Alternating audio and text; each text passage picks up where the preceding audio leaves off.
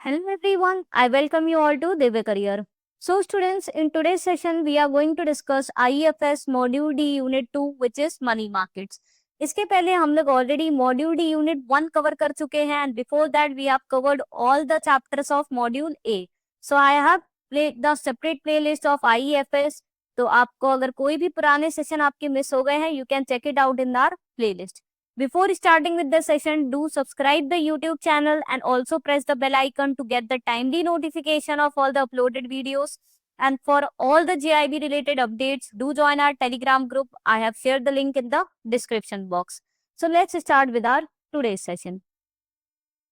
तो money markets क्या होते हैं? मनी मार्केट्स में आपके वो वाले इंस्ट्रूमेंट्स ट्रेड किए जाते हैं, वो सिक्योरिटीज डील करी जाती हैं जिनका मेच्योरिटी पीरियड होता है अप टू 1 ईयर. इनका मैक्सिमम मेच्योरिटी पीरियड आपको याद रखना है. मनी मार्केट में जो भी इंस्ट्रूमेंट्स ट्रेड करे जाते हैं उनका maximum maturity period up to 1 year होता है. तो ये काफी ज्यादा हाईली लिक्विड इंस्ट्रूमेंट्स होते हैं जिनको कि आप इजिली सेल करके you can easily convert it into cash. So money market is a market for short-term funds with a maturity ranging from overnight to 1 year. It includes financial instruments that are deemed to be close substitutes of money.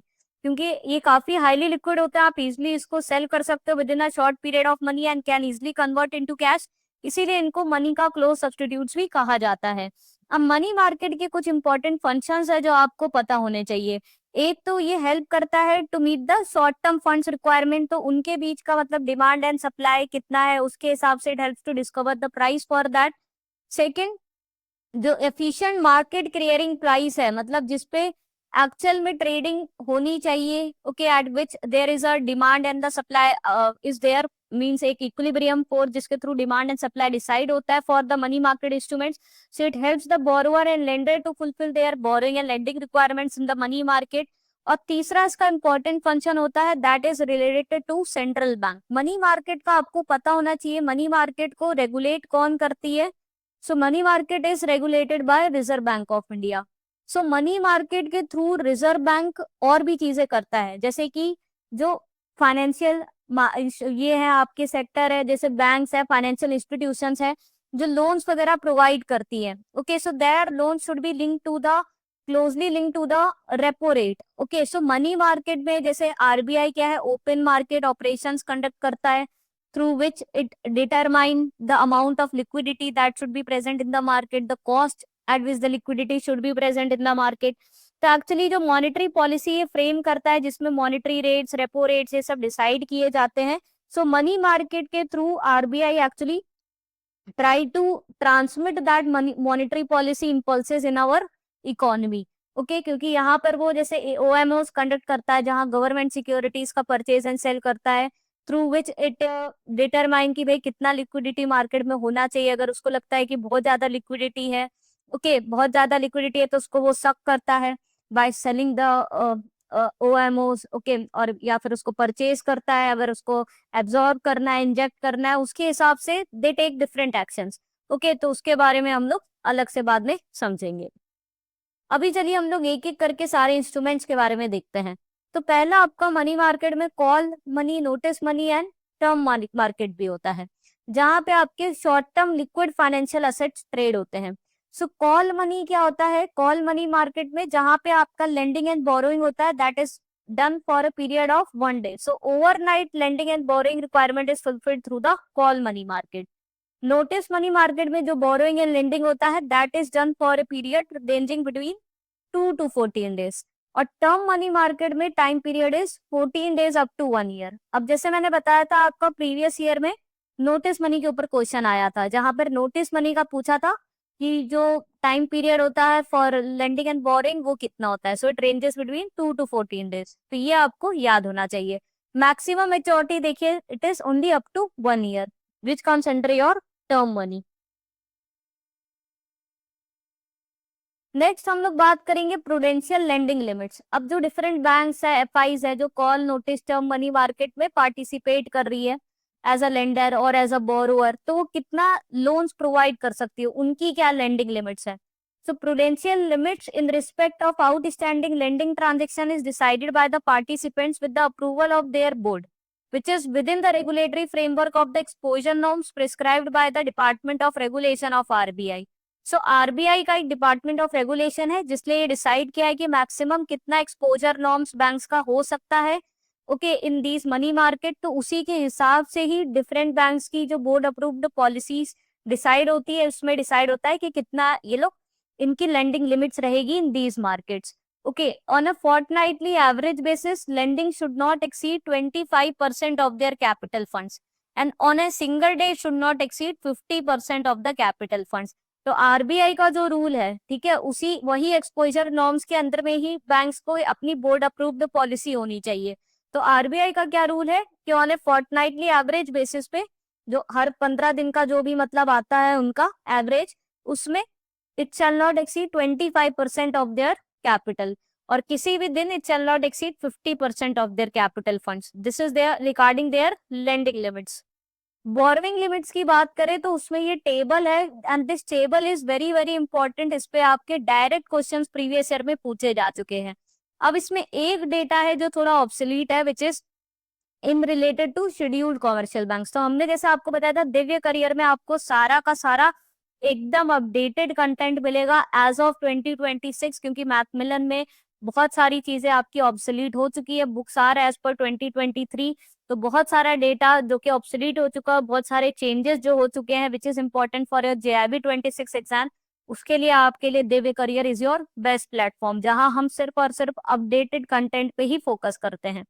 तो देखिए book में actual में आपकी table थी, वहीं से ली गई है टेबल, और इसमें जो अपडेशन है वो मैंने स्पेसिफिकली हाईलाइट किया है। तो जो शेड्यूल कॉमर्शियल बैंक्स है उनकी बोरोइंग लिमिट्स कॉल और नोटिस मनी में पहले क्या थी, 100% of the funds on a daily average basis in the reporting fortnight and 125% of capital fund on any given day. तो ये वाली लिमिट अब क्या है, ऑब्सोलीट हो चुकी है, ठीक है।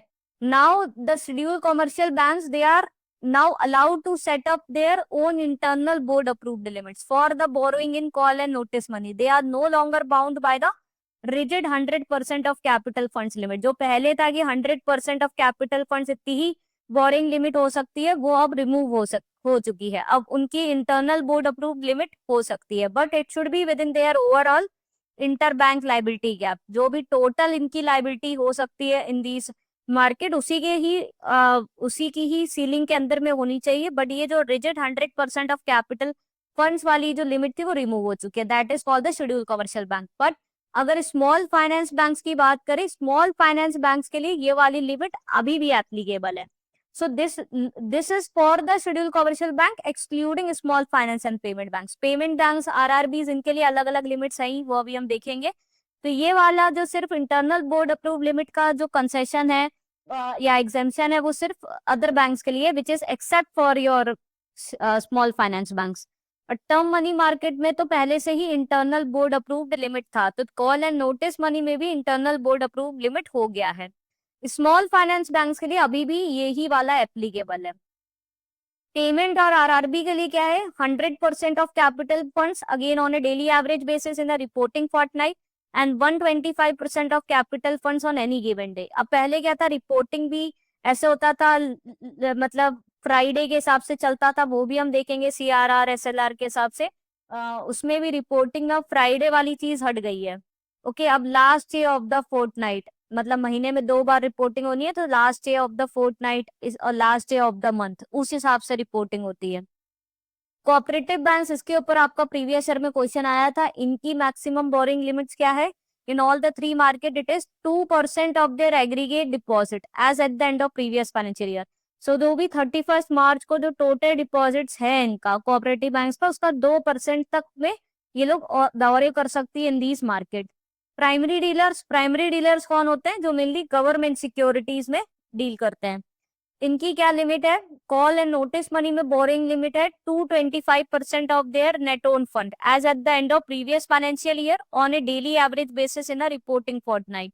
सो अगेन जो भी रिपोर्टिंग फोर्टनाइट, रिपोर्टिंग 2 बार होती है ना, जैसे बताया 15 डेज के गैप में, तो जो भी इनका नेट ओन फंड रहा हो as at the end of previous year, okay, तो उसका 225% तक का ये लोग कर सकते हैं। और टर्म मनी मार्केट में भी 225% as at the end of previous financial year. Okay, next we will discuss about another money market instrument that is treasury bills. अब ट्रेजरी बिल्स किस लिए यूज होता है? जो गवर्नमेंट की शॉर्ट टर्म फंडिंग रिक्वायरमेंट्स होती है, शॉर्ट टर्म डेट ऑब्लिगेशंस, उनको फुलफिल करने के लिए ट्रेजरी बिल्स मार्केट में इशू किए जाते हैं। ट्रेजरी बिल आपके 3 मेच्योरिटी पीरियड्स के होते हैं, ये भी मैंने बताया था कि आपका प्रीवियस ईयर में क्वेश्चन आया था।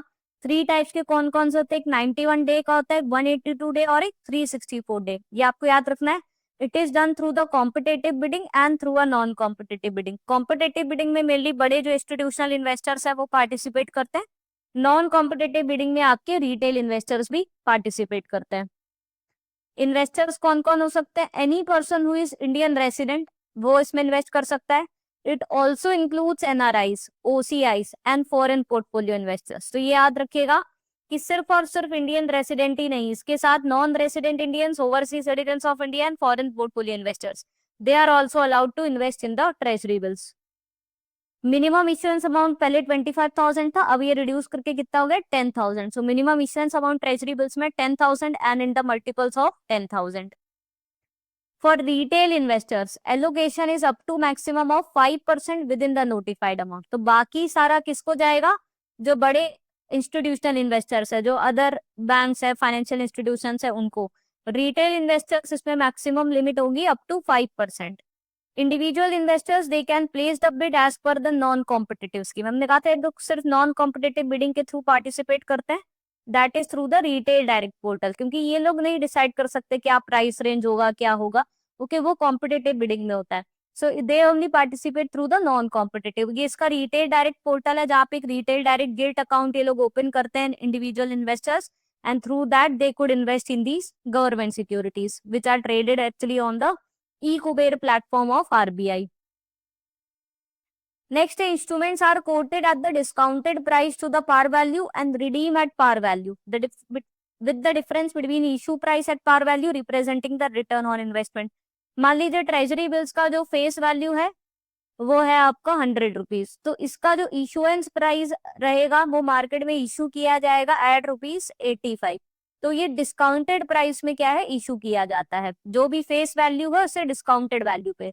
तो ये रिडीम कौन से वैल्यू पे होगा? रिडेम्पशन इसका होता है एट द फेस वैल्यू। तो रिडेम्पशन के समय इन्वेस्टर को पूरे 100 रुपीज मिल जाएंगे। तो जो इन दोनों के बीच का डिफरेंस है, that is 100 minus 85, that is ₹15। It represents a return to the investors. तो क्योंकि ट्रेजरी बिल्स जो होते हैं वो डिस्काउंटेड प्राइस पे इशू किए जाते हैं, so what ever is the difference between the redemption value and the issuance value, that represents a investor return. Okay. Next है आपके सर्टिफिकेट ऑफ डिपॉजिट्स। अब सर्टिफिकेट ऑफ डिपॉजिट्स कौन इशू करता है? सर्टिफिकेट ऑफ डिपॉजिट्स बैंक्स है, FIIs है, ये issue करती है इनको अगर फंडिंग रिक्वायरमेंट होती है तो। So these are the negotiable money market instruments issued in a dematerialised form, electronic form में इशू किया जाता है। Again, these are discounted instruments issued at a discounted price, redeemed at par value. तो similarly to treasury bills, इनको भी discounted value पे issue किया जाता है और face value पे redeem किया जाता है। इसको कौन कौन इशू करता है? It is can be issued by scheduled commercial banks, including regional rural banks, small finance banks, and all India financial institutions. तो ये सब इशू कर सकती है। Okay, local area banks are not included in it. Scheduled cooperative banks are also not included. Okay, so they can be issued by scheduled commercial banks, RRBs, SFBs, and all India financial institutions. You can see here cooperative banks are not included. Similarly, local area banks are also not included in it. Tenure क्या होता है? Minimum 7 days के लिए issue किया जा सकता है और maximum maturity period again 1 year है। कौन कौन इसमें इन्वेस्ट कर सकता है? सो इन्वेस्टर्स कौन हो सकते हैं? It could be issue to the individuals other than minors. So minors को नहीं इशू किया जा सकता because minor is incapable to enter into contract as per Indian Contract Act. तो माइनर को छोड़ के other individual investors can invest in it. It can be issue to the corporations, companies, trust fund, associations. Okay, even non-resident Indians, NRIs are also permitted to subscribe to CDs. So even NRIs भी इसके अंदर में invest कर सकते हैं। Minimum issuance amount याद रखना है आपको, ₹5 लाख है। पहले 1 लाख था, फिर इसको आरबीआई ने एनहांस करके 5 लाख कर दिया है। तो अब इसका जो मिनिमम इशुएंस अमाउंट है दैट इज 5 लाख, और बाद में भी मल्टीपल्स ऑफ 5 लाख इशू किया जाता है, 5 लाख, 10 लाख, 15 लाख, 20 लाख, इस रेंज में। बाय बैक, तो अगर बैंक एफआई इसको बाय बैक भी करना चाहती है, it could be done at the prevailing market price, जो भी मार्केट में इसमें रेट चल रहा होगा उस प्राइस पे बाय बैक किया जा सकता है। And buy back could be done only after 7 days from the date of issuance, क्योंकि मिनिमम टेन्योर 7 days का है, तो 7 दिन के बाद ही इसको बाय बैक किया जा सकता है। सो ये सारे इंपॉर्टेंट पॉइंट्स है related to your certificate of deposits. Now next instrument is your commercial papers. Now commercial paper is a money market instrument issued in the form of promissory note. Promissory note क्या होता है, जहां पर जो drawer होता है वो एक तरीके से प्रॉमिस करता है to repay the money on a certain date. तो यहाँ पर कॉमर्शियल पेपर के थ्रू जो कॉर्पोरेट फंड रेज कर रही है वो एक तरीके से, कॉमर्शियल पेपर एक तरीके से प्रॉमिसरी नोट का काम कर रहा है, जहां पर वो प्रॉमिस कर रही है, अनकंडीशनल प्रॉमिस कर रही है कि वो इसका रीपेमेंट कर देगी ऑन द मेच्योरिटी। पर्पस क्या है, to enable highly rated corporate borrowers diversify their short term borrowings and provide an additional instrument to investors. तो कंपनीज देखिए बैंक से भी लोन ले सकती है, बट वो उसकी जगह अगर चाहे तो कमर्शियल पेपर के थ्रू भी डिफरेंट इन्वेस्टर्स के थ्रू भी लोन रेज कर सकती है। ओके, सो ये एक जो हाईली रेटेड कॉर्पोरेट बोरोवर्स है, क्योंकि उनकी मिनिमम रेटिंग क्या है, A3 होनी चाहिए, क्योंकि अगर क्रेडिट रेटिंग ही कम है तो इन्वेस्टर वैसे भी इन्वेस्ट करेंगे नहीं, क्योंकि वहां पे क्रेडिट रिस्क का काफी ज्यादा डर रहता है कि डिफॉल्ट हो सकता है। इसलिए जो हाईली रेटेड कॉर्पोरेट बोरोवर्स है इसके थ्रू अपनी डाइवर्सिफाई कर सकते हैं बोरिंग्स, और जो इन्वेस्टर्स है उनको भी ये एक अदर सोर्स ऑफ इन्वेस्टमेंट का काम करता है। इशूड बाय, कौन कौन इशू कर सकते हैं, it can be issued by companies including NBFCs, all India financial institutions. अब इसमें एलिजिबिलिटी में अभी लेटेस्ट में कौन कौन इंक्लूड हो गया, even InvITs and REITs are also allowed to issue the commercial papers.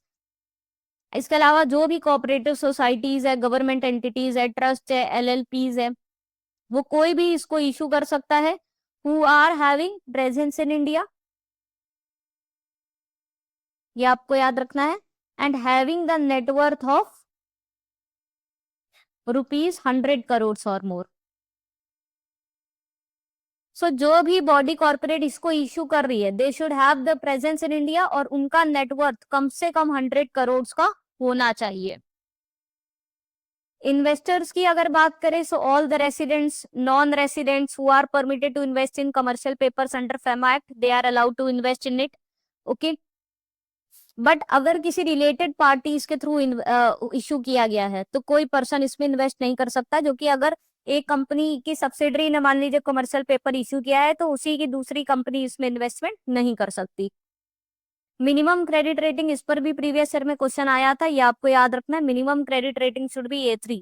अब अगर मान लीजिए टोटल कमर्शियल पेपर इशुएंस किसी कंपनी के through in 1 calendar year is ₹1000 crore और मोर, मतलब 1000 करोड़ या उससे ज्यादा के कमर्शियल पेपर अगर उसने इशू कर दिए हैं टू रेज द फंड्स, तो उस केस में उनको 2 क्रेडिट रेटिंग एजेंसी से रेटिंग लेनी पड़ती है। Okay, from at least 2 credit rating agencies who are registered with SEBI, और जो भी लोअर रेटिंग होती है वो अप्लाई करनी होती है।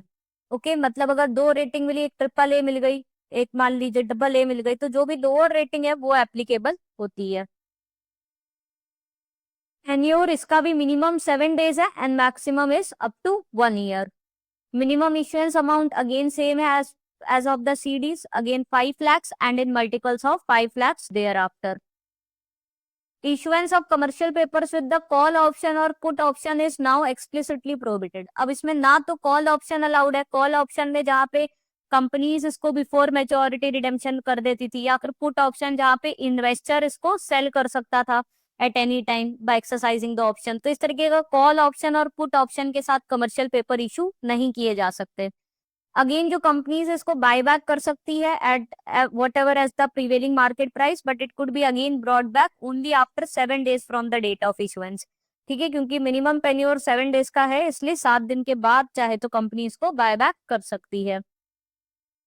नेक्स्ट मनी मार्केट इंस्ट्रूमेंट है आपका repos, which is a repurchase agreement. तो रेपो क्या होता है, यहाँ पर अगेन 2 पार्टीज इन्वॉल्व है, लेंडर और बोरोवर। सो जो भी बोरोवर है वो क्या करता है, उसके पास जो भी सिक्योरिटी है उसको वो लेंड करता है और उसके अगेंस्ट में फंड रेज करता है विद द प्रॉमिस कि वो again at a maturity date वो उस फंड्स को रिटर्न कर देगा और अपनी जो सिक्योरिटी है उसको रीपर्चेस कर लेगा।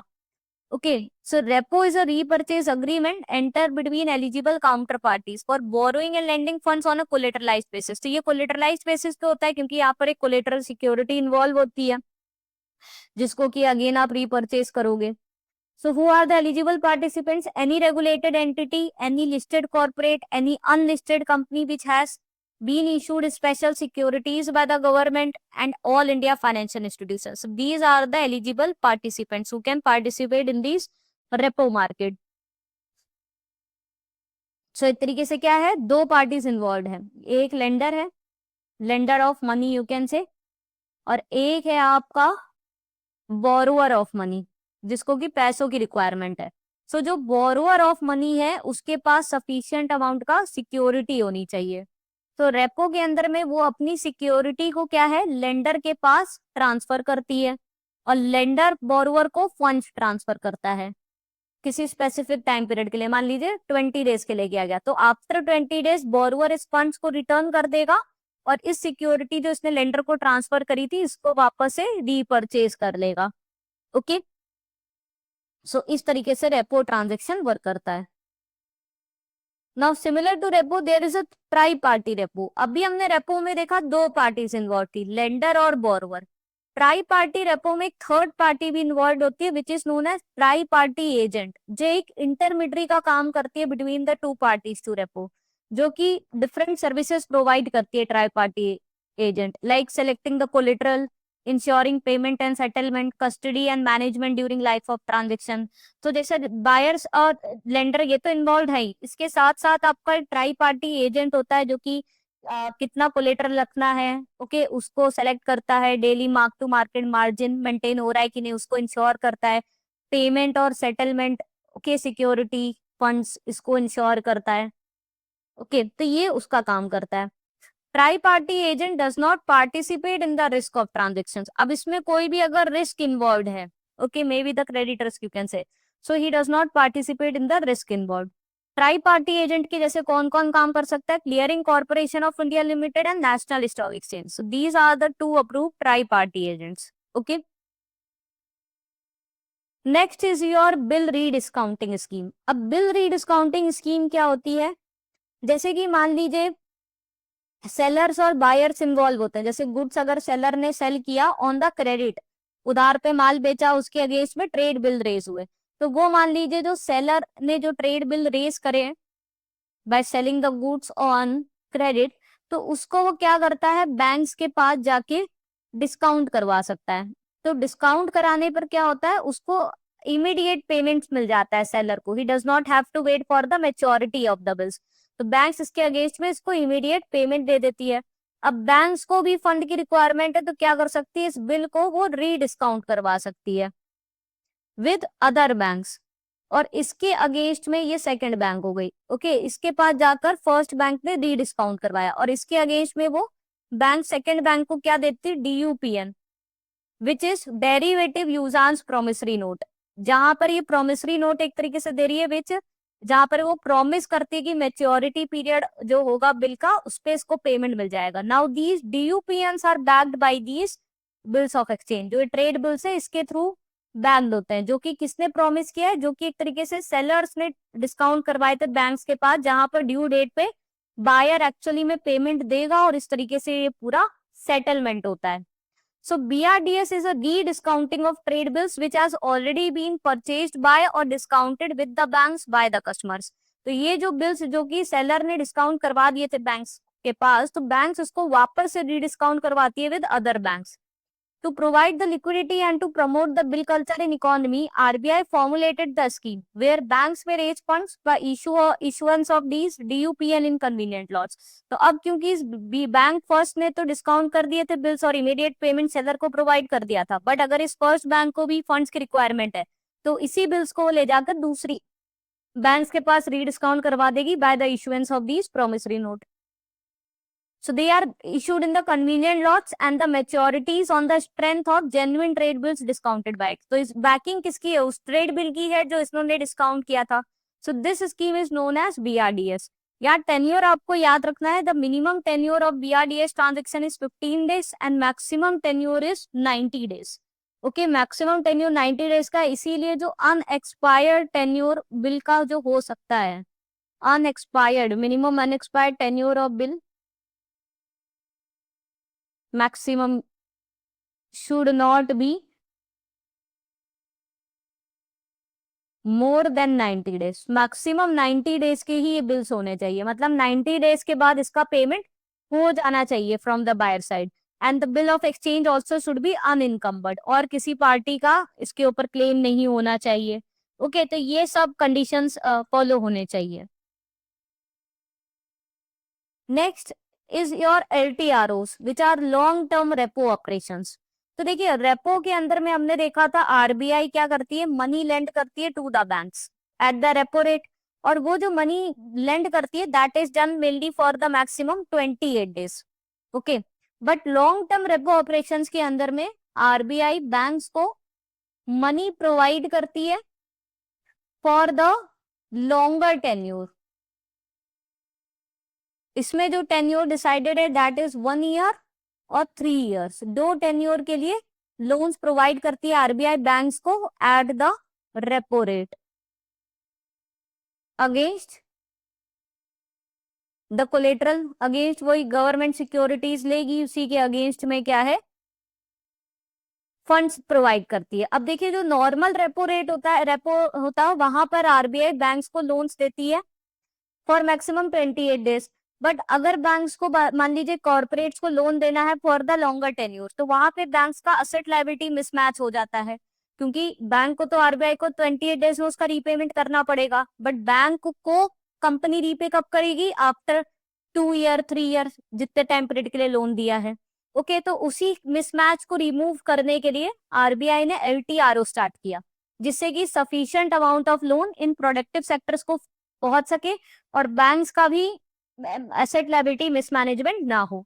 So LTRO was introduced by RBI in Feb 2020 with the following dual objectives. एक तरीके से कोविड के समय भी किया था, encourage the banks to undertake maturity transformation smoothly and seamlessly so as to augment the credit flows to the productive sectors. So Covid में revival के लिए जो प्रोडक्टिव सेक्टर्स है उन तक सफिशिएंट लोन पहुंच सके और बैंक्स भी प्रॉपरली मेच्योरिटी ट्रांसफॉर्मेशन कर सके, मतलब जो भी असेट और लायबिलिटी के मेच्योरिटी मिसमैचेस है वो रिमूव हो सके। Assure banks about the availability of durable liquidity at a reasonable cost related to the prevailing market conditions. तो बैंक तो तब जाके कंपनीज को लेंड करेगी जब बैंक के पास भी सफिशिएंट लिक्विडिटी होगी। So long term repo operations के थ्रू बैंक को भी सफिशिएंट लोन्स मिल जाते हैं from RBI eight the repo rate. Accordingly, it has been decided from the fortnight beginning on the 15th Feb 2020, RBI would conduct term repo of 1 year and 3 year tenure of appropriate sizes of a total amount up to 1 lakh crore at the policy repo rate. So इसी के through फिर RBI ने decide किया था कि वो term repo conduct करेगी 1 year tenure का और एक 3 ईयर टेन्योर का, जहां पर लॉन्गर टेन्योर मिल रहा है बैंक्स को to repay the loans to RBI and the loans would be provided at policy repo rate. जो भी रेपो रेट है उसी रेट पे, उसी रेट ऑफ इंटरेस्ट पे बैंक्स को क्या है, लोन मिलेंगे।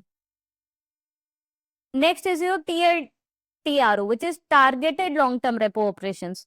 अब यहाँ पर भी लॉन्गर टेन्योर के लिए बैंक्स को लोन मिलते हैं, बट यहाँ पर बैंक्स को ये इंश्योर करना चाहिए कि जो आरबीआई ने स्पेसिफाइड करे हैं उन टारगेटेड सेक्टर्स में वो क्रेडिट फ्लो होना चाहिए।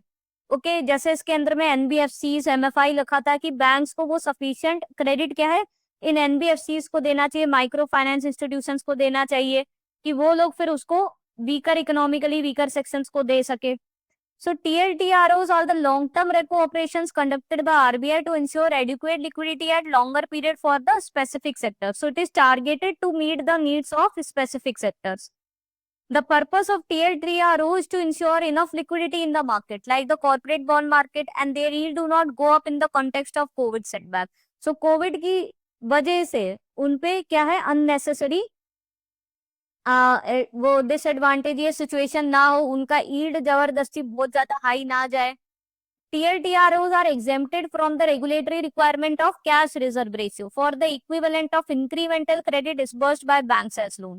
तो अब जैसे बैंक्स जो भी net demand and time liability होती है, टोटल लोन्स होता है, NDTL कैलकुलेट किया जाता है, उसका कुछ परसेंटेज, फॉर एग्जांपल अगर CRR 3.5% है तो उतना ऐसा कैश रिजर्व बैंक्स को मेंटेन करना होता है विद RBI। तो इसके अंदर में बट अगर एडिशनल क्रेडिट बैंक्स दे रही है अंडर TLR TRO, तो उसमें बैंक्स को क्या है वो CRR रिक्वायरमेंट फुलफिल करने की जरूरत नहीं होती, उसके लिए एडिशनल कैश रिजर्व्स मेंटेन करने की रिक्वायरमेंट नहीं है। RBI conducted the auctions of targeted term repo of up to 3-year tenure of appropriate size, total amount of 1 lakh crore at the floating rate linked to policy repo rate। तो इसके अंदर में भी RBI ने up to 3-year tenure के ये repo operations conduct करे, जहां पे बैंक्स को RBI से लोन्स मिला at the repo rate for maturity up to 3 years, और ये जो टोटल ऑपरेशंस कंडक्ट किए गए that is up to amount of 1 lakh crore, जहां पे 1 लाख करोड़ तक का लिक्विडिटी फ्लो हुई to the banks. Now this is the end of the chapter. Let's see the important questions based on it. First is maximum period of lending and borrowing in notice money is dash. Options are 10 days, 14 days, 30 days, 1 year. So we have seen call money market, overnight market होता है 1 day, notice होता है 2 to 14 days. So maximum कितना हो गया? Option B 14 days. Next, what is the minimum issuance amount of certificate of deposits? Options are 1 lakh, 2 lakhs, 5 lakhs or 10 lakhs. So minimum issuance amount CDs का कितना है? 5 lakhs. Option C is the right answer. Next है as per SEBI guidelines, what is the minimum credit rating for the issuance of commercial papers in India? Options are A1, A2, A3 और B2. तो हमने पढ़ा minimum credit rating कितनी होनी चाहिए? A3. Next, what is the minimum net worth requirement for the entities eligible to issue commercial papers? Options are 100 crores, 500 crores, 1000 crores or 5000 crores. So we have seen जो भी body corporates है, they should have presence in India and they should have a minimum net worth of 100 crores. Option A is the right answer. Next, what are the objectives to conduct long-term repo operations? Option A, to encourage banks to undertake maturity transformation smoothly.